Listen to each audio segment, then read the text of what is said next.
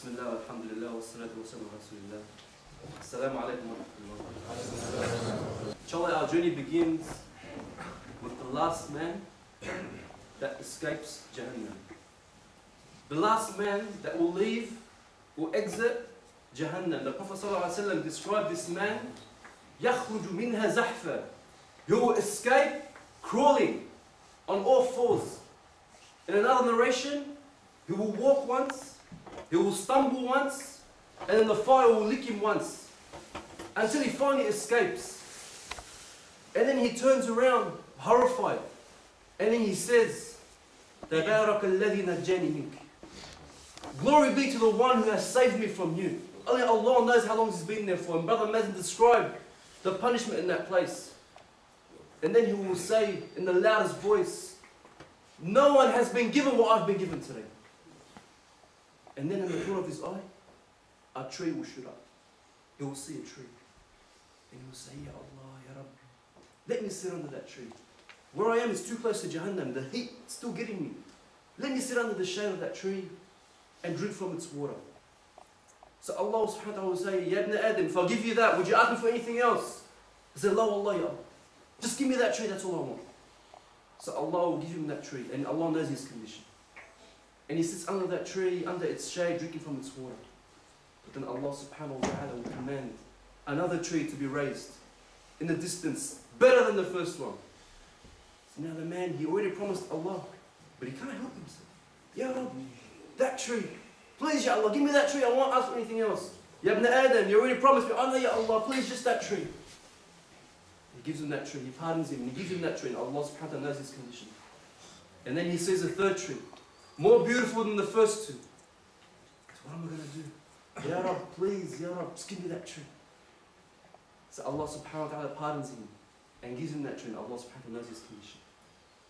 Now this tree is right on the gates of Jannah. He sits under this tree, and now he hears the voices of Jannah. He can smell it. He can hear the people laughing and singing and cheering, having so much fun. What? He already promised Allah 3 times. But he can't help himself.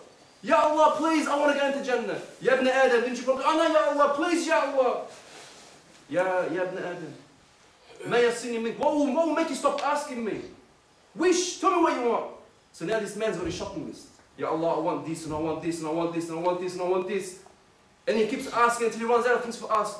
And then Allah subhanahu wa ta'ala reminds him, Allah will remind him, what to ask for this? Because Ya Allah, I want that as well. Until he keeps asking, there's nothing else. And Allah subhanahu wa ta'ala says to him, I'll give you all that. And 10 times as much as this world, everything that's in it. Would that please you? Now this man who had a smile, his smile goes. He thinks Allah's making fun of him. He was just a minute ago, he was in hellfire. He asked him, Ya Allah, are you mocking me? Are you making fun of me? He goes, I'm not making fun of you. You can have 10 times as much, and everything that's in dunya and everything that's here. And this is the last man that enters Jannah. So then he was about to walk to the gates of Jannah. And this is where our journey begins. And we're going to start describing what this man sees in Jannah. But we're not going to describe it until you agree on one condition. There's a disclaimer. The disclaimer is, when we describe Jannah, you have to let your imagination run wild. Try to imagine as if you're there. And the way you have to imagine is you have to remove everything from dunya from you. The main obstacle which prevents us from imagining Jannah is the fact we always have dunya in our heart. So all the desires, the cars, the girls, the power, the wealth, take it out. And the second disclaimer is, whatever you imagine, as I'm talking, the Jannah is better than that. The Prophet ﷺ said, أَعْدَدْتُ لِعِبَادِيَ الصَّالِحِينَ مَا لَا عَيْنٌ رَأَتْ وَلَا أُذُنٌ سَمِعَتْ وَلَا خَطَرَ عَلَى قَلْبِ بَشَرٍ. The Prophet ﷺ said, I have prepared for my righteous servants what no eye has seen, what no ear has heard, has not crossed the imagination of any being. So whatever you imagine now, Jannah is better than that. So if you agree to that, we'll talk about what this man sees. So this man comes to the gate of Jannah. وَفُتِحَتْ أَبْوَابُهَا. And the gates of Jannah are opened to him. وَقَالَ لَهُمْ خَزَنَتُهَا. And the gatekeepers of Jannah will say to him, سَلَامٌ عَلَيْكُمْ تِبْتُمْ فَادْخُلُوهَا خَالِدِينَ. Peace be with you. You have done well. Enter and live in there forever. and then he takes his first step into Jannah. You know, brothers, that first step, if that's all he was given in Jannah, that will be enough. The Prophet ﷺ said the size of a bow in Jannah, like how big is a bow on arrow in Jannah, is khayrun min ad-dunya wa ma fiha. It's better than this whole world and everything that's in it. Just that first step, if that's all he was in. But this man's been given what? 10 times his dunya and everything that's in it. So he walks into Jannah and he sees trees, massive trees.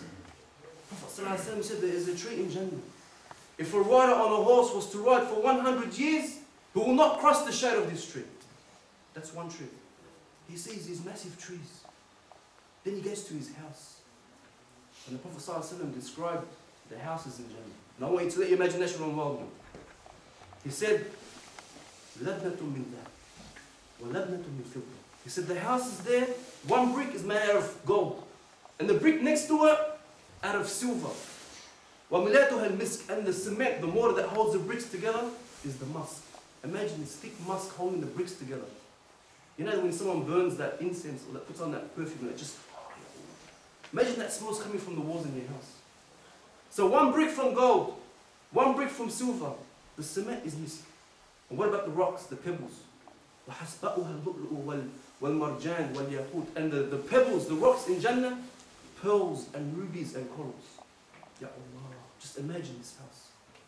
And the Prophet ﷺ said, in Jannah, inna al-Jannah, inna fil Jannati ghurfa. There will be lofty dwellings high up.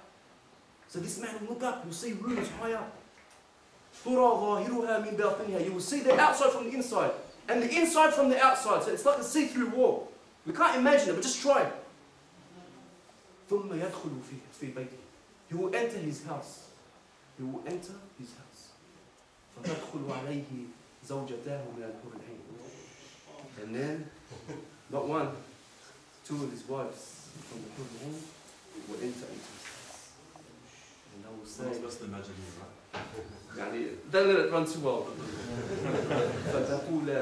They will say to him, الحمد لله الذي أحياك لنا وأحيانا لك.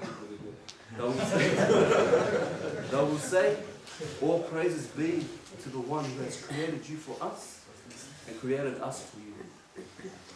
And this man will say,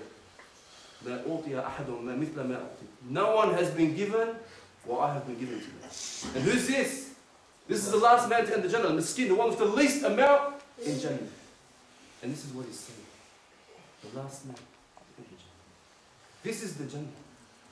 Some of the ulama, they say that a man will be walking in his paradise, in his garden in Jannah. Now with his rivers flowing through his palaces, they'll be walking on one of these rivers, and he will see one of the Hur al-Ain. And just before we even talk about the Hur al-Ain, just imagine this river. It's not a normal river like in this dunya. The Prophet ﷺ described one of the rivers that was given to him. Nahr al-Kawthar, the river of al-Kawthar, which was given to the Prophet ﷺ. He described it. He said, حَفَتَاهُ مِنْ ذَهَبٍ. He said the banks of the river, they're not sand, it's gold. وَالْمَاءُ يَجْرِي عَلَى اللُّؤْلُؤِ. And the water runs over pearls. And the water, وَمَاءُهُ أَشَدُّ بَيَاضًا مِنَ اللَّبَنِ. It's whiter than milk. So you can't imagine this shade of white. وَأَحْلَى مِنَ الْعَسَلِ. And more sweeter than honey. So imagine this river now, okay? This man's walking on this river. Banks of gold, water over the pearls. And it's whiter than milk and sweeter than honey. Imagine the scene now. And he sees one of the Hur al-Ain. And the Hur al-Ain, Allahu Akbar. And the Prophet, Allah subhanahu described them many times in the Quran. The wives, your wives in Jannah, they will have no eyes but for their husband. Qasirat al-Tarf. They'll be virgins, abikara, uruba. Yani they'll be completely infatuated with their husbands.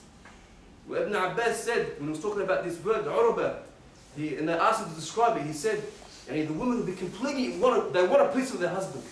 He said, have you ever seen a camel on heat? That's how they'll be like.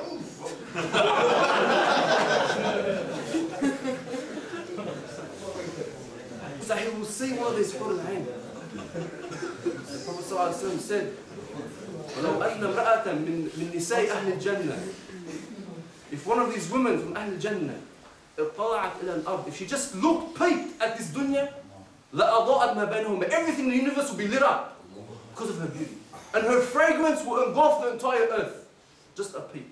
So this man, he sees this Hur al-Ain. And the veil, the khimar is on her body, covering her hair and her breasts. خَيْرٌ مِنَ الدُّنْيَا وَمَا فِيهَا. Just the veil is better than this whole world and everything that's in it. It's more precious. Because it's touching her. So imagine this man, he sees the Hur al-Ain. So he will ask her, Man anti? Who are you? فَتَقُولُ أَنَا زَوْجَتُكَ. I'm your wife. Say, I didn't know you were here. I walk through here all the time. I've never seen you here before. So she will reply, didn't you read the words of Allah subhanahu wa ta'ala? فَلَا تَعْلَمُ نَفْسٌ مَا أُخْفِيَ لَهُمْ مِنْ قُرَّةِ أَعْيُنٍ جَزَاءً بِمَا كَانُوا يَعْمَلُونَ.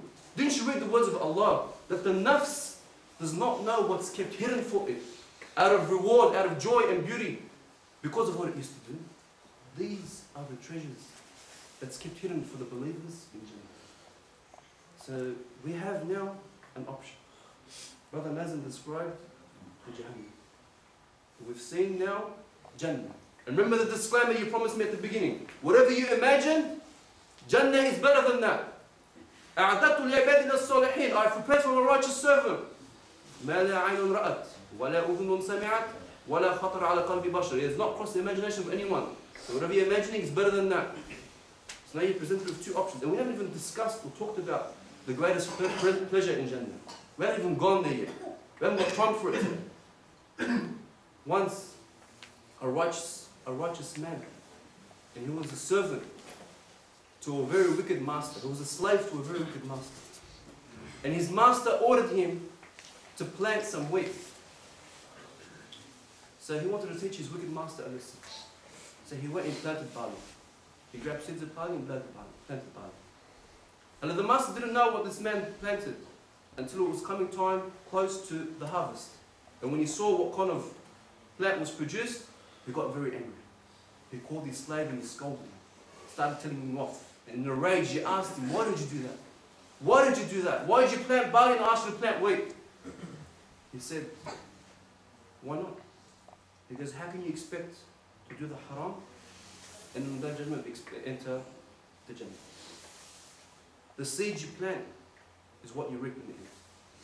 He taught that master a very important lesson. And that master said, SubhanAllah, you've taught me something that's so valuable that no one's ever shown me before. And he freed his slave. So now we have to reserve our place in this dunya for what we want in the akhirah. You want Jannah? You have to plant the seed to it. You want Jahannam? Do that.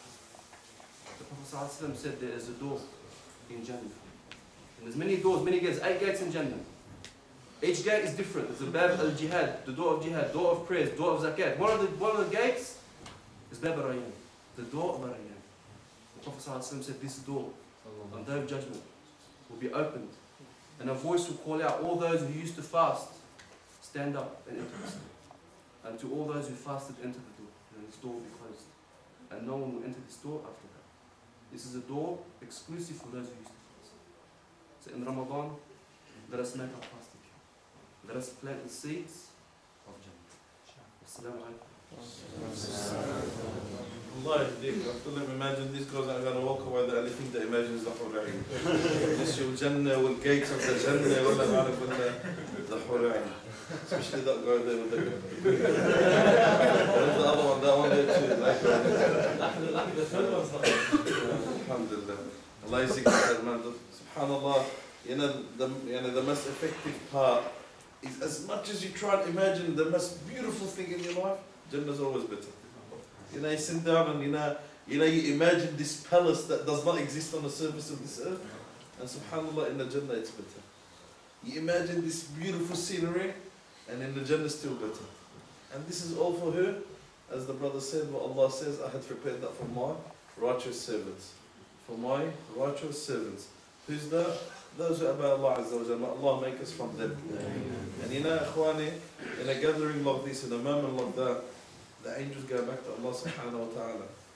Okay, in which Allah has special angels, they go around for gatherings like this. And when they go back to Allah, Allah will ask them, where did you just come from? What did they say? They say, we just came from your righteous servants. So Allah subhanahu wa ta'ala, being part of this gathering, is you are being part of the righteous servants of Allah.